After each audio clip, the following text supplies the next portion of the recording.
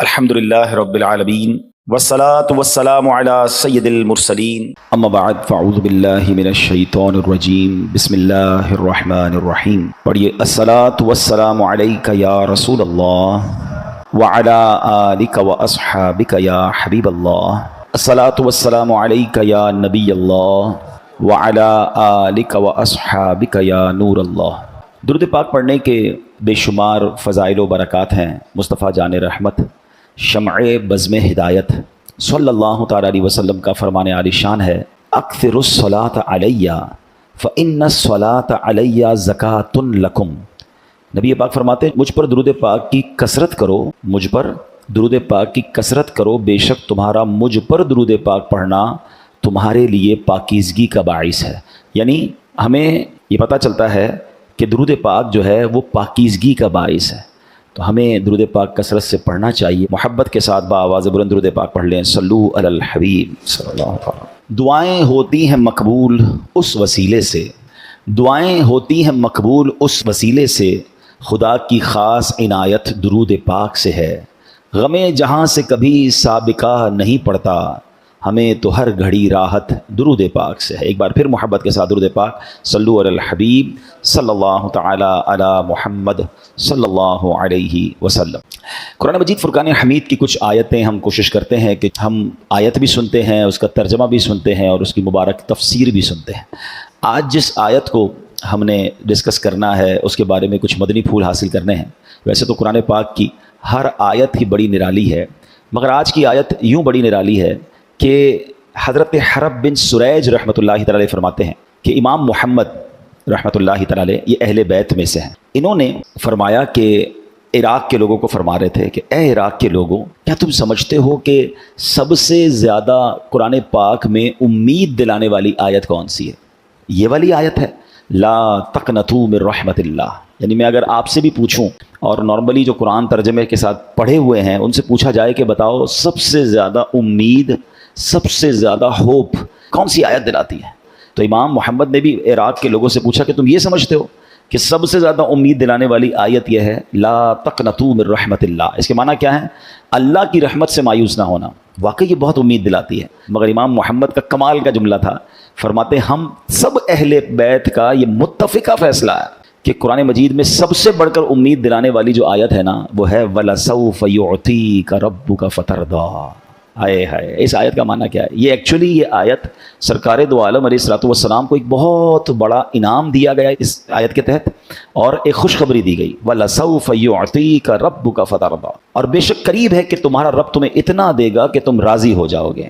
اچھا، اب کمال یہ ہے کہ مسلمانوں کے لیے امید والی آیت کیسے ہو گئی؟ یہاں تو نبی پاک کو کہا جا رہا ہے نا کہ ان قریب آپ کو آپ کا رب اتنا دے گا کہ آپ راضی ہو جائیں گے. تو جب یہ آیت نبی پاک پر اترتی ہے تو سبحان اللہ، پیارے آقا علیہ الصلوۃ والسلام کا اپنی امت سے پیار دیکھیں. دیکھیں نا، اگر آپ کو کوئی کہے کہ بھائی آپ کو کیا چاہیے بتائیں، کوئی بلینک چیک دے دے آپ کو، جتنی اماؤنٹ بھرنی ہے بھر لیں، یا اس کے علاوہ کچھ چاہیے تو بتائیں، تو ہم کیا کریں گے؟ اپنے معاملات، اپنی فیملی کے معاملات، اپنے جو بھی پرابلمز ہیں ہم اس کو سارٹ آؤٹ کرنے کی کوشش کریں گے. مگر سرکار دو عالم علیہ الصلوۃ والسلام کو یہ ایسی خوشخبری جب ملتی ہے تو ان کو یاد کون آتا ہے؟ کیا کہا رب نے؟ وَلَسَوْفَ يُعْطِيكَ رَبُّكَ فَتَرْضَىٰ. اے محبوب، ان قریب تمہارا رب تمہیں اتنا دے گا کہ تم راضی ہو جاؤ گے. نبی پاک علیہ الصلوۃ والسلام نے جب یہ آیت ان پر نازل ہوئی نا تو پیارے آقا نے پتہ کیا فرمایا؟ جب تک میرا ایک بھی امتی جہنم میں ہوا میں راضی نہیں ہوں گا. اللہ اکبر. آتا ہے فقیروں پہ انہیں پیار کچھ ایسا، خود بھیک دیں اور خود کہیں منگتا کا بھلا ہو. تو پتہ چلا کہ یہ آیت سب سے زیادہ امید دلانے والی آیت ہے کہ جب رب نے یہ فرمایا کہ محبوب تمہیں اتنا دیں گے کہ تم راضی ہو جاؤ گے. اور سرکار علیہ الصلوۃ والسلام فرماتے ہیں میں اس وقت تک راضی نہیں ہوں گا جب تک اپنے ایک ایک امتی کو جہنم سے آزاد نہ کروا لوں، اس کی مغفرت کا سامان نہ ہو جائے. اللہ اکبر. اور یہاں وہ سبحان اللہ سیدی اعلیٰ حضرت امام اہل سنت کا ایک شعر آپ کو سنانا ہے، مگر اس سے پہلے کچھ جملے سنیے گا. اللہ رب العالمین ہے، وہ احکم الحاکمین ہے. اس کی شان ہے کہ جو چاہتا ہے صرف کن فرماتا ہے تو ہو جاتا ہے. ساری خلقت اس کی رضا چاہتی ہے. لوگوں نے اس رب الرحمان کو راضی کرنے کے لیے زندگیاں لگا دیں، جنگلوں میں رہ کر عبادتیں کی، کیا کیا مجاہدات نہ کیے، اب بھی کرنے والے کرتے ہیں. لیکن سبحان اللہ وہ رب اپنے محبوب سے کیا فرماتا ہے؟ ایک روایت ہے کہ اللہ پاک فرماتا ہے کلہم یطلبون رضائی. اے محبوب، ساری مخلوق میری رضا چاہتی ہے. कुल्लुहुम यतलुबून रिदाई व अना अतलुबू रिदा का, ए महबूब मैं तेरी रज़ा चाहता हूँ। अल्लाह करीम को अपने हबीब अलैहिस्सलातु वस्सलाम से किस कदर प्यार है, फरमाता है सारी दुनिया सारी मखलूक है महबूब मेरी रज़ा चाहती है, मगर मेरे महबूब मैं तेरी रज़ा चाहता हूँ। आला हज़रत जब भी लिखते हैं ना, खुदा की रज़ा चाहते हैं दो आलम, सारी दुनिया दो आलम किसकी रज़ा चाहते हैं? अल्लाह की। खुदा की रज़ा चाहते हैं दो आलम और खुदा चाहता है रिज़ाए मोहम्मद सल्लल्लाहु अलैहि वसल्लम। अच्छा, ये दो तरफा मोहब्बत है।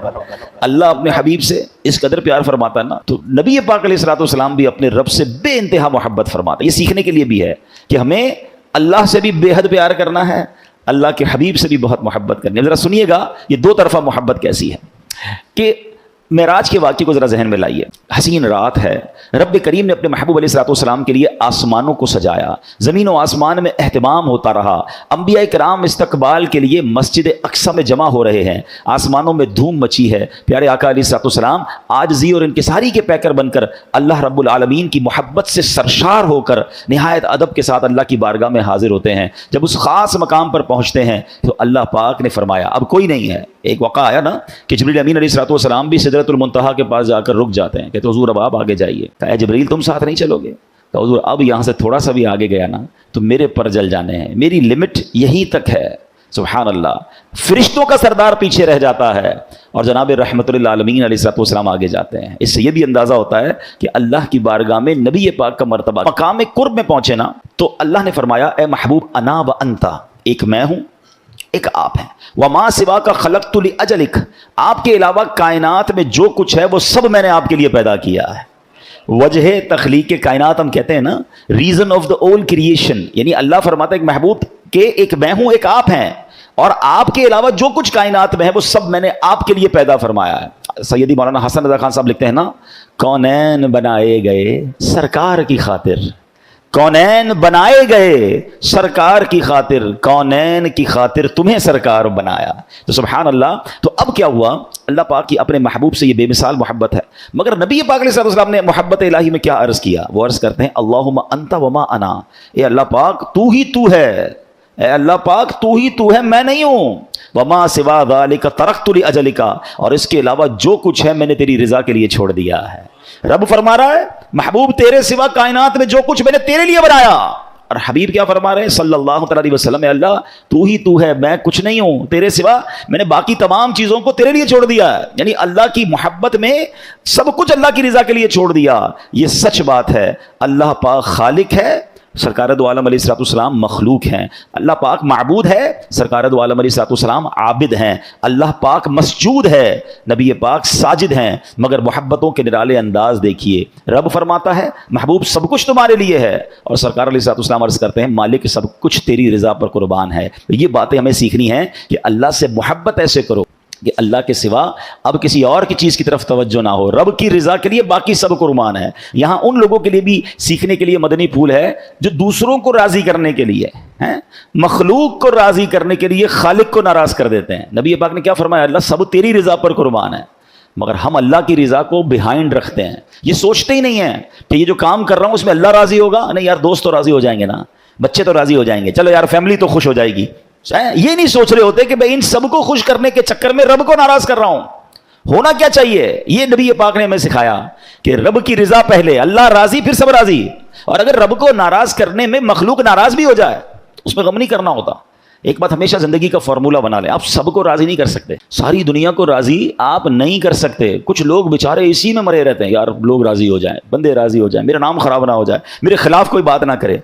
वो अल्लाह के बंदों, अगर आप सच्चाई की तरफ जाएंगे, हक की तरफ जाएंगे, दीन की तरफ चलेंगे और फिर सुभान अल्लाह अल्लाह और उसके रसूल की रज़ा के लिए चलेंगे तो सब लोग आपसे राजी नहीं होंगे। कुछ लोगों के मफादात पर ज़रब पड़ रही होगी तो वो आपके लिए तारीफ नहीं कर रहे, अब आपके नहीं मैं उनको भी राजी करूं, मैं उसको भी राजी करूं। भाई नबी पाक अलैहिस्सलाम के खिलाफ बात करने वाले मौजूद हैं इस दुनिया में, माद अल्लाह, है ना, गैर मुस्लिम है ना, ठीक है, औलिया किराम के खिलाफ बात करने वाले मौजूद हैं। तो सबको राजी नहीं किया जा सकता। आपका और मेरा टारगेट एक ही होना चाहिए, रब राजी हो जाए, अल्लाह और उसके रसूल राजी हो जाए। हाँ, रब की रज़ा किसमें कि महबूब राजी हो जाए। आगे आप सुनेंगे कि जिससे सरकार दो आलम अलैहिस्सलाम राजी हो जाए ना, اس سے رب راضی ہو جاتا ہے. تو ہمیں ایک راستہ ملا ہے, ہمیں ایک ڈائریکشن ملی اور ہمیں اسی پر عمل کرنا چاہیے. امام فخر الدین رازی رحمۃ اللہ تعالی فرماتے طائف کا موقع ہے, نبی پاک علیہ الصلوۃ والسلام کو تکلیف پہنچی تھی, محبوب ذیشان کے جسم اقدس پر پتھر برسائے گئے, جسم پاک سے خون نکل رہا ہے, مگر جب فرشتے حاضر ہوئے کہ آپ حکم دیجیے ہم اہل طائف کو تباہ و برباد کر دیں, لیکن نبی پاک علیہ الصلوۃ والسلام رحمۃ للعالمین ہے نا, موقع تھا, کنٹرول تھا, ریونج لے سکتے تھے, تہس نہس ہو جاتے, داستان بھی نہ رہتی ان کی. نبی پاک نے کیا فرمایا, اللہم اہد قومی انہم لا یعلمون, اے اللہ پاک میری قوم کو ہدایت فرما, یہ جانتے نہیں ہیں, یہ مجھے جانتے نہیں ہیں. کیا بڑا دل تھا. آج ہمیں موقع ملے ہمارے ساتھ کوئی زیادتی کرے, ہم کہتے ہیں میں بتاتا ہوں, اور پھر ایسا بدلہ لیتے ہیں کہ پتہ چلا کہ اس نے تو کم ظلم کیا تھا, مجھ سے بڑا ظلم کر دیتے ہیں. اچھا ہمارے یہاں معافی بھی بڑی عجیب ہے, ہم معاف بھی اس کو کرتے ہیں جس کا کچھ بگاڑ نہیں سکتے. 4-5 گارڈ ہوں جس کے پاس, اور جناب اس کے بہت سارے آگے پیچھے لوگ ہوں, بندہ کہتا ہے چلو کوئی بات نہیں معاملہ ختم, اس کا کچھ بگاڑ ہی نہیں سکتے آپ, اس لیے معاملہ ختم کیا. غریب ہوتا تو اس کی جگہ کوئی سائیکل والا جا رہا ہوتا اور آپ کے جناب کوئی بات بری لگ جاتی تو پھر کیا کرتے, پھر بھی معاف کرتے.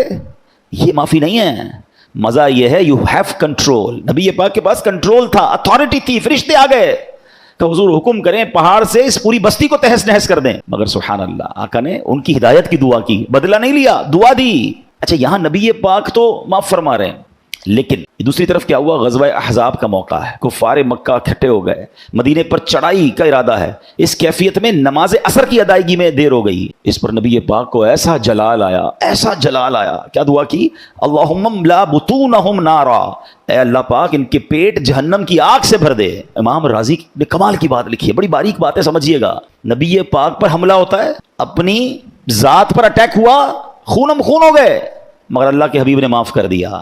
لیکن نماز کی ادائیگی میں تاخیر ہوئی کیونکہ اللہ کا حق نہیں ادا ہو رہا تھا. بس محبوب کا, ہمارے آقا علیہ الصلوۃ والسلام کا یہ انداز ہے, اور اللہ کی طرف سے بھی ارشاد ہوتا ہے, اے محبوب ہمارے ہاں بھی یہی قانون ہے, اگر کوئی مسلمان میرے حق میں کوتاہی کرے, مثلا نماز نہ پڑھے, نماز کو فرض جانتا ہوں مگر سالہ سال ادا نہ کرے, وہ کافر نہیں ہو جاتا, وہ اسلام سے خارج نہیں ہو جاتا. لیکن اے محبوب اگر کوئی آپ کے بال مبارک کی بھی معمولی سی بھی بے ادبی کرے گا تو ہماری بارگاہ کا دھتکارا ہوا ہوگا, اس پر کفر کا حکم لگا دیا جائے گا.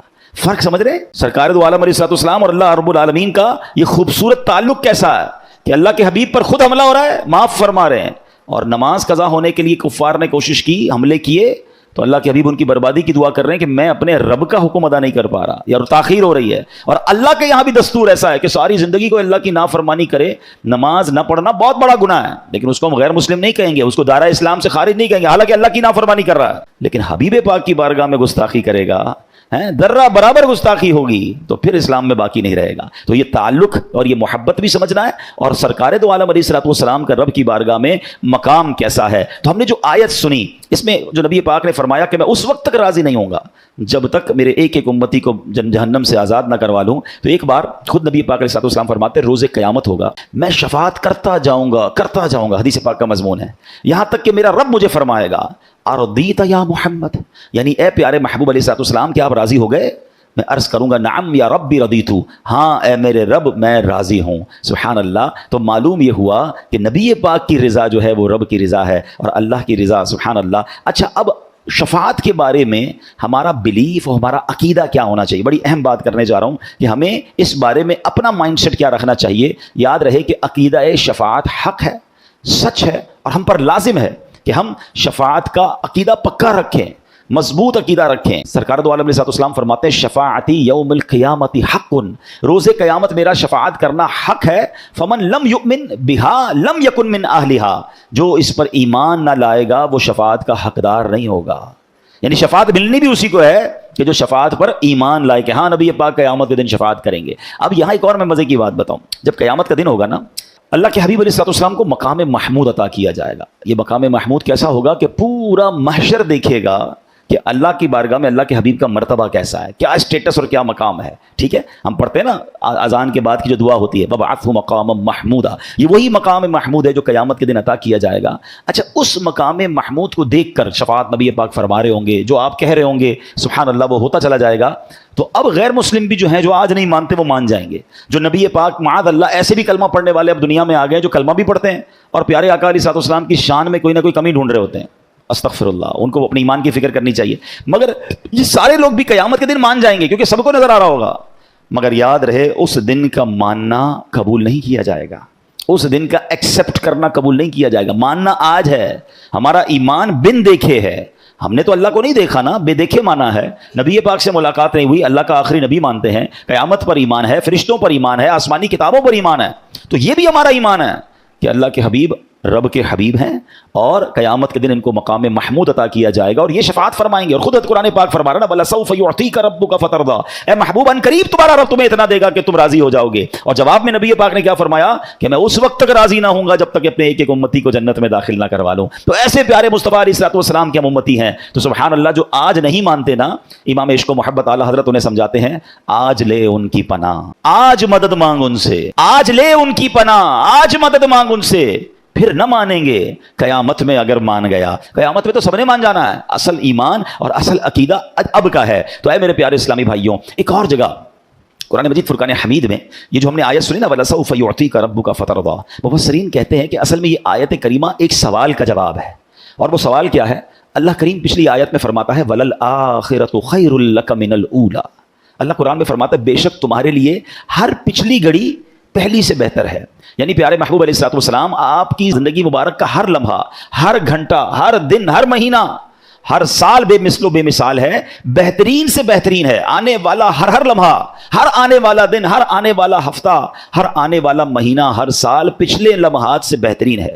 اب دیکھیے, ایک ہے پہلی گھڑی, ایک ہے اس کے بعد والی گھڑی. رب فرماتا ہے نبی پاک کی پہلی گھڑی بھی بہترین, مگر بعد والی گھڑی بہترین سے بھی بہترین ہے. اب سوال یہ ہے کہ ان دونوں گھڑیوں میں فرق کتنا ہے, مرتبہ کتنا بڑھتا ہے؟ تو دوسری گھڑی جو پہلی سے زیادہ بہترین ہے, اس میں کتنی مقدار بڑھ جاتی ہے؟ تو اب رب کریم فرماتا ہے وَلَسَوْفَ يُعْطِيكَ رَبُّكَ فَتَرْضَىٰ, بے شک قریب ہے کہ تمہارا رب تمہیں اتنا دے گا کہ تم راضی ہو جاؤ گے. یعنی پیارے محبوب علیہ الصلوۃ والسلام, آپ کی پہلی اور دوسری گھڑی کے درمیان جو گریڈ اور بہتریوں کا اضافہ ہے وہ اتنا ہے جتنا آپ چاہتے ہیں. آپ کا ہر لمحے مقامات کی بلندی کی طرف سفر جاری ہے اور ہر لمحے آپ اتنی بلندیاں اختیار فرمائیں گے جتنی آپ کی رضا ہے. سبحان اللہ, سبحان اللہ. اس سے اندازہ ہوتا ہے, ان تمام باتوں کو سننے کے بعد ہمیں ماشاءاللہ فخر ہونا چاہیے, ہمیں خوش ہونا چاہیے, ہمارے ایمان میں اور مضبوطی آنی چاہیے, عشق رسول میں اور اضافہ ہونا چاہیے کہ میری خوش قسمتی, میں تیرا امتی ہے. ہماری واقعی خوش قسمتی ہے کہ ہمیں اللہ کے آخری نبی کا امتی بنا دیا. کبھی ہم نے سوچا کہ یہ کتنی بڑی سعادت ہے نبی پاک کا امتی بننا؟ پہلا کوسچن تو یہ ہے کہ ہم میں سے کس کس نے کوشش کی کہ میں اللہ کے آخری نبی کا امتی بن جاؤں؟ کسی نے بھی نہیں کی, کیونکہ ہم تو پیدا ہوئے لکیلی آخری نبی علیہ الصلوۃ والسلام کے امتی بن گئے. ہم میں سے کوئی حضرت موسیٰ کے دور میں بھی تو پیدا ہو سکتا تھا, کوئی حضرت عیسیٰ کے دور میں پیدا ہو جاتا. کبھی سوچا آپ نے؟ Without any asking, without any trouble, کوئی کوشش نہیں ہے, اسٹرگل نہیں ہے, بس اللہ نے بنا دیا, بن مانگے بنا دیا. یہ کتنا بڑا انعام ہے, کبھی آپ نے سوچا؟ حضرت موسیٰ علیہ نبینا علیہ الصلوۃ والسلام, طویل واقعہ ہے, مگر ایک بار آپ آخری امت کے فضائل پڑھ رہے تھے تورات شریف میں, پڑھتے پڑھتے کیا عرض کرتے ہیں پتہ ہے؟ حضرت موسیٰ کلیم اللہ سے باتیں کرتے تھے, کہتے یا اللہ مجھے آخری نبی کا امتی بنا دے. جس امت میں شمولیت کے لیے اللہ کے نبی حضرت موسیٰ کلیم اللہ تمنا کرتے, وہ ریوارڈ, وہ انعام ہے, وہ اتنا بڑا تحفہ ہمیں بن مانگے دے دیا رب نے. تو پھر آپ سوچیں, ایسے نبی ہیں جو قیامت کے دن بھی ہمیں نہیں بھولیں گے, جو خود فرماتے ہیں میں اس وقت تک راضی نہیں ہوں گا جب تک اپنے ایک ایک امتی کو جنت میں داخل نہ کر لوں. تو بتائیے پھر میری اور آپ کی رسپانسبلٹی کیا بنتی ہے؟ کوئی ذمہ داری بنتی ہے کہ نہیں؟ بن مانگے دیا اور اتنا دیا, دامن میں ہمارے سمایا نہیں, مگر کچھ تو ذمہ داری بنتی ہے کہ ساری امتوں سے افضل امت بنا دیا. آپ کو پتہ ہے کتنی امتیں آئی ہیں؟ 1,24,000 کے قریب انبیاء کم و بیش دنیا میں آئے, سب کے تقریباً چاہنے والے ان کی امت کے لوگ ہوں گے, مگر اس امت کو آخری امت ہے اور چونکہ جناب رسول اللہ کی امت ہے اس لیے سب سے افضل امت قرار دیا گیا. تو مجھے جب یہ ریوارڈ ملا ہے تو میری ذمہ داری کیا ہے؟ دیکھیں سچی بات یہ ہے کہ میری اور آپ کی رسپانسبلٹی یہ ہے کہ اب میں سفیر ہوں اسلام کا, تو ہونا کیا چاہیے کہ مجھے دیکھ کر لوگ کہیں کہ امتی ایسا ہے تو آقا کیسے ہوں گے, یہ اتنا سچا ہے تو اس کے نبی کی سچائی کا عالم کیا ہوگا, یہ اتنا ایماندار ہے اس کے نبی کیسے امین ہوں گے, یہ اتنا با اخلاق ہے اس کے پروفٹ علیہ الصلوۃ والسلام کا اخلاق کیسا ہوگا. ہونا کیا چاہیے تھا کہ آج دنیا بھر میں, یہاں ماشاءاللہ ایسے لوگ بھی بیٹھے ہیں جو دنیا میں ٹریول کرتے ہیں, مختلف اقوام میں جناب بات کرتے ہیں, بزنس کرتے ہیں. میں ابھی پرسوں ہی UK سے آیا ہوں اور میں نے یہ باتیں وہاں بھی کی کہ میں نے ان کو یہی کہا کہ اے برطانیہ میں رہنے والوں, آپ کے تو آس پاس غیر مسلم رہتے ہیں, آپ تو اسلام کے سفیر ہوئے, کہ مجھے اور آپ کو دیکھ کر غیر مسلم بھی کہیں کہ امتی ایسا ہے تو آقا کا عالم کیا ہوگا. ہم سے مل کر لوگ مسلمان ہو جائیں, ہم سے تعلقات رکھ کے لوگ مسلمان ہوں اور اسلام کو اچھا کہیں. یہ کم از کم یہ رسپانسبلٹی تو میں اور آپ نبھائے نا, مگر اس کے برعکس ہو رہا ہے, اپوزٹ ہو رہا ہے. کہ آج امتی کو دیکھ کر لوگ کہتے ہیں کہ اسلام برا ہے, مسلمان اچھے لوگ نہیں ہیں. یعنی میری وجہ سے, ہماری وجہ سے اسلام کے بارے میں لوگ بری باتیں کرتے ہیں, مسلمانوں کے بارے میں بری بات کرتے ہیں. کیا ایسا نہیں ہو رہا؟ کتنے سارے کاروباری یہاں بیٹھے ہیں, آج ہم خود مسلمان ملک میں رہتے ہوئے اپنے ملک کی پروڈکٹ خریدنے میں ڈر رہے ہوتے ہیں. کیا یہ تماشا نہیں ہے؟ ہونا کیا چاہیے تھا؟ ہم کہتے ہیں ذرا کسی غیر مسلم ملک کی پروڈکٹ دیکھو, ذرا سچی چیز مل جائے گی, اچھی چیز مل جائے گی. میں نام نہیں لے رہا کنٹریز کے, آپ سمجھ رہے ہوں گے, فلاں میڈ ان لے لو, فلاں میڈ. ہمیں دوائیں لیتے ہوئے ڈر لگ رہا ہوتا ہے کہ یار اگر باہر کی دوائی مل جائے نا ذرا اچھی ہوگی. خریدتے ہیں لوگ, باہر جا کے دوائیاں منگواتے ہیں, وہ دوائیں یہاں بھی اویلیبل ہیں. کیوں؟ اس کا مطلب مسلمان تو ہیں مگر ایسا لگتا ہے دل میں ویسا ایمان نہیں جیسا ہونا چاہیے. تھوڑے سکوں کے لیے, تھوڑے پیسوں کے لیے لوگ ملاوٹ کر رہے ہیں, تھوڑے پیسوں کے لیے لوگ جناب دھوکہ دے رہے ہیں. حالانکہ اللہ کے حبیب علیہ الصلوۃ والسلام فرماتے ہیں من غش فلیس منا, جس نے دھوکہ دیا وہ ہم میں سے نہیں. رشوت لے رہے ہیں, سود کا کاروبار کر رہے ہیں, مرنا نہیں ہے. اچھا یہ سزا تو بعد میں جو ملنی ہے ملے گی. یہاں جو اسلام کا نام برباد ہو رہا ہے کہ آج لوگ میری اور آپ کی وجہ سے, جس کی وجہ سے ہو رہا ہے, میں سمجھانے کے لیے کہہ رہا ہوں کہ یار وہ اللہ کے حبیب علیہ الصلوۃ والسلام کو کیا منہ دکھائیں گے کہ تم نے میرے دین کا نام تو روشن نہیں کیا, کم از کم ایسا کام تو نہ کرتے کہ دین بدنام ہو گیا. اسلام کے بارے میں لوگ باتیں کرنے لگے. اور یہ ایسا نہیں ہے, شروع سے ایسا تھا. صحابہ کے دور میں, اولیاء کے دور میں, پڑھیں کتابوں میں, لوگ چہرہ دیکھ کر مسلمان ہو جاتے تھے, لوگ کاروبار کر کے مسلمان ہو جاتے تھے. آپ میں سے کچھ لوگ اگر فار ایسٹ گئے ہیں, سنگاپور, ملیشیا, انڈونیشیا, آگے چلے جائیں, کروڑوں اربوں لوگ مسلمان ہیں وہاں پر. پورا انڈونیشیا مسلمان ہے. آپ کو پتا ہے فار ایسٹ میں اسلام کب آیا؟ یہ بہت پرانا اسلام نہیں پہنچا وہاں پر, 600-700 سال پہلے کی بات ہے. بتاتے ہیں لوگ کہ یہاں پر عرب بزنس مین آئے تھے. کوئی دینی قافلہ, مدنی قافلہ نہیں گیا تھا تبلیغ کرنے, بزنس کرنے گئے تھے لوگ. مگر اتنا سچا بزنس تھا, اتنا ستھرا بزنس تھا, ان کے اخلاق اتنے اچھے تھے, ان کی نمازیں دیکھ کر, ان کے چہروں پر نور دیکھ کر وہ کاروبار کرتے رہے, کلمہ پڑھ کے مسلمان ہوتے رہے. آج جناب وہاں کروڑوں مسلمان ہیں. تو یہ ہے اسلام نا, کہ بزنس کرتے کرتے لوگوں کو متاثر کر گئے. آج ہم سے کاروبار کر کے کوئی مسلمان ہوگا؟ ڈر رہے ہیں لوگ مسلمانوں سے کاروبار کرتے ہوئے. آج مسلمان کو پیسے دو تو ڈر لگ رہا ہوتا ہے واپس آئیں گے نہیں آئیں گے. اچھا وہ اللہ رسول کی قسمیں بھی کھا رہا ہوگا. اب حال تو یہ ہو گیا جو زیادہ قسمیں کھاتا ہے اسے زیادہ ڈر لگتا ہے کہ یہ قسمیں کھائی اسی لیے رہ کے اس سے کام نہیں کرنا ہے. کیوں؟ ہونا کیا چاہیے تھا ہماری زبان ہوتی اور وہ ایک ہوتی. اچھا اب یہ تو ہو گئی اجتماعی بات. اب ہم کہیں یار سبھی خراب ہے, آپ سب کو چھوڑ دیں, سب کو ٹھیک کرنا میری ذمہ داری نہیں ہے. اپنے آپ کو تو ٹھیک کریں نا, اپنے حصے کا تو چراغ جلائیں نا. قبر میں سب ساتھ جاؤ گے, اکیلے جائیں گے؟ اکیلے جاؤں گا نا. میں تو جواب دے سکوں گا کہ یا اللہ میں نے نہیں دیا دھوکہ, میں نے غلط بیانی نہیں کی, میں نے اسلام کا نام برباد نہیں کیا, کوشش کی کہ اپنے حصے کا چراغ جلا کر آؤں, اپنے حصے کی روشنی پھیلا کر آؤں. مجھے تو خود جواب دینا ہے نا. نبی پاک سے خود ملاقات کرنی ہے انشاءاللہ, قبر میں بھی ملاقات کرنی ہے, محشر کے دن بھی ملاقات کرنی ہے انشاءاللہ. منہ دکھانے جیسا تو ہو کہ یا رسول اللہ صلی اللہ علیہ وسلم آپ 1400 سال پہلے میں پیدا نہیں ہوا تھا, آپ ہمارے لیے دعائیں کرتے رہے, آپ آنسو بہاتے رہے, آپ معراج کی رات بھی ہمیں نہ بھولے. اور جب آپ پر یہ آیت کریمہ نازل ہوئی وَلَسَوْفَ يُعْطِيكَ رَبُّكَ فَتَرْضَىٰ, اے محبوب ان قریب تمہارا رب تمہیں اتنا دے گا کہ تم راضی ہو جاؤ گے. حضور اس وقت بھی آپ نے ہم گناہ گاروں کو یاد رکھا اور فرمایا میں اس وقت تک راضی نہ ہوں گا جب اپنے امتیوں کو جنت میں داخل نہ کر لوں. حضور میں بھی کچھ آپ کے حصے کا چراغ جلا کر آیا, آپ کی تعلیمات کا کچھ چراغ جلا کے آیا, آپ کی برکتوں سے میں بھی کچھ دین کی خدمت کر کے آیا. کچھ تو کر کے جائیے نا. ایسا مت کیجئے. اگر ہم میں سے کوئی ایسا مجھے سن رہا ہے, توبہ کیجئے, نمازوں کی پابندی کیجئے, سنتوں پر عمل کیجئے, اپنا کردار ایسا بنا لیجئے. میرے پڑوس میں کوئی رہنے آئے تو کہے یار کیا پڑوسی ہے. ہاں حدیثوں میں یہ مضمون ملتا ہے, جس کا پڑوسی اس سے راضی اور رب اس سے راضی. ہمیں تو پتہ ہی کوئی نہیں ہے پڑوس میں رہتا کون ہے, اور ناراض ہوتا ہے تو ہو اپنی بلا سے, ہمارا کیا ٹینشن ہے. ہمارے گھر کے آگے کچھ نہیں ہونا چاہیے. پڑوس میں بے شک بندہ بھوکا مر رہا ہے, ہمیں کوئی ٹینشن نہیں ہے. ایک بار نبی پاک علیہ الصلوۃ والسلام پڑوسیوں کے حقوق بیان کر رہے تھے, تو صحابہ کرام علیہ رضوان سوچ رہے تھے کہ آج نبی پاک علیہ الصلوۃ والسلام اتنے حقوق بیان فرما رہے ہیں کہ کہیں پڑوسیوں کے لیے نبی پاک علیہ الصلوۃ والسلام وراثت کا اعلان نہ کر دیں. اتنے حقوق ہیں پڑوسیوں کے. رب میں سے کس کو فکر ہے؟ ہمیں ایسا مسلمان بننا ہے کہ میری وجہ سے نور پھیلے, روشنی پھیلے. ایک بڑی خوبصورت حدیث ہے, حدیث پاک کا مضمون ہے, پھر میں اپنے بیان کو ختم کرتا ہوں کہ اللہ کے حبیب علیہ الصلوۃ والسلام نے فرمایا کہ کچھ لوگوں کو اللہ کریم نے شر کے لیے تالا اور خیر کی چابی بنایا ہوتا ہے. یعنی وہ جہاں جاتے ہیں نا ان کی وجہ سے شر بند ہوتا ہے, برے کام بند ہوتے ہیں اور خیر پھیلنا شروع ہو جاتا ہے. اور فرمایا کچھ لوگ ایسے ہیں کہ جن لوگوں کو اللہ کریم نے شر کے لیے چابی اور خیر کے لیے تالا بنایا ہوتا ہے. وہ جدھر جاتے ہیں خیر بند ہوتی چلی جاتی ہے, شر پھیلتا چلا جاتا ہے. اپنے بارے میں غور کریں. میں جدھر جاتا ہوں اچھائی پھیلتی ہے, برائی پھیلتی ہے. کچھ لوگ ہوتے ہیں آپ جب بھی ان کے پاس جائیں آپ کو سیکھنے کو ملے گا, آپ کو عبادت کا شوق ہوگا, ان کی باتوں سے کوئی اچھی بات سیکھنے کو ملے گی. اور ایسے بھی لوگ آپ کو معاشرے میں ملیں گے جب جاؤ کوئی الٹی بات کر رہے ہوں گے, خود بھی کوئی الٹا کام کر رہے ہوں گے, دوسروں کو بھی گائیڈ کر رہے ہوں گے. میں نے غلط کام کیا تم بھی کر لو. کوئی جوا کا طریقہ بتا رہا ہوگا, کوئی جناب کوئی فراڈ کا طریقہ بتا رہا ہوگا, کوئی چوری کا طریقہ بتا رہا ہوگا, کچھ نہ کچھ الٹا ہی بتا رہے ہوں گے. اب بھائی تم سے غلطی ہو بھی گئی, کوئی گناہ کر لیا, ضروری ہے سب کو بتانا. اب یہ سوشل میڈیا اس کا کام کر رہا ہے. معاذ اللہ اب کیا ہوتا ہے, کوئی بے حیا پکچر دیکھی, کوئی ویڈیو دیکھی, واٹ ایور, کوئی غلط کام آپ نے دیکھا, اب تو آپ نے دیکھا وہ بھی غلط تھا مگر شیئر کر رہے ہیں, اور بھی لوگ دیکھو, میں گناہ کر بیٹھا, اللہ کو ناراض کر بیٹھا, اب تم بھی کرو, اور تم کر کے تمہارا گناہ بھی میرے اکاؤنٹ میں ڈالو. یہ تو گناہ جاریہ ہو گیا نا, یہ شر کی چابی ہے نا, کہ آپ خود بھی غلط کر رہے ہیں, آپ نے غلط کر لیا, توبہ کر لیں, مگر توبہ کرنے کی بجائے آپ لوگوں کو شیئر کر رہے ہیں. آپ سوچیں کیا کر رہے ہیں.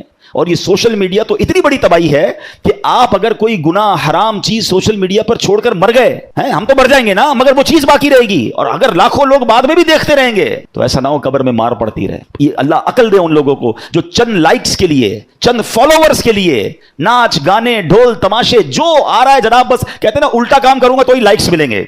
سوشل میڈیا کا تو فارمولا یہ ہے نا کہ اے فار ایپل اور بی فار بال پر لائکس نہیں ملتے. کوئی اگر اے فار ایپل اور سی فار بال کہے تو لائکس ملتے ہیں. سی فار بال کیسے ہو گیا, الٹی بات کر دی, دنیا پر دیکھنے آ گئی, اچھا جناب اتنے ویوز ہو گئے. اللہ کے بندو الٹے کام کر کے ویوز لے رہے ہو, لائکس لے رہے ہو. ایک جملہ میں نے بہت پہلے کہا تھا, دوبارہ اللہ کرے دل پہ لگ جائے, کہ لوگوں کے لائک لینے کے چکر میں ایسا کام مت کرنا کہ اللہ کی بارگاہ میں ان لائک ہو جاؤ, کروڑوں لائکس مل جائیں اور اللہ کی بارگاہ سے اللہ ناراض ہو جائے. کوئی کام ہے اس فالوور کا, ان لائکس کا. چھوٹے چھوٹے بچے یوٹیوبر بن رہے ہیں. اب تو ہم گھروں میں جاتے ہیں نا تو بچہ آتا ہے چھوٹا سا کہ میں بھی یوٹیوبر ہوں, میرا ذرا پیج پہ لائک کر دیں, اتنے سارے لائکس میرے. کس کام میں لگ گئی ہماری قوم. اچھا اگر آپ نے سوشل میڈیا کا استعمال کرنا ہے تو خیر کی چابی بنے نا, کوئی ایسی چیز شیئر کرے نا کہ میں بھی درود پاک پڑھ رہا ہوں آپ بھی پڑھیں, میں بھی باجماعت نماز پڑھنے جا رہا ہوں, آئیے آپ بھی پڑھیں, فلاں بیان میں نے سنا آپ بھی, کوئی اچھی چیز فالو کروائیں نا. خیر کی چابی بنے, شر کی چابی بنے ہوئے ہیں.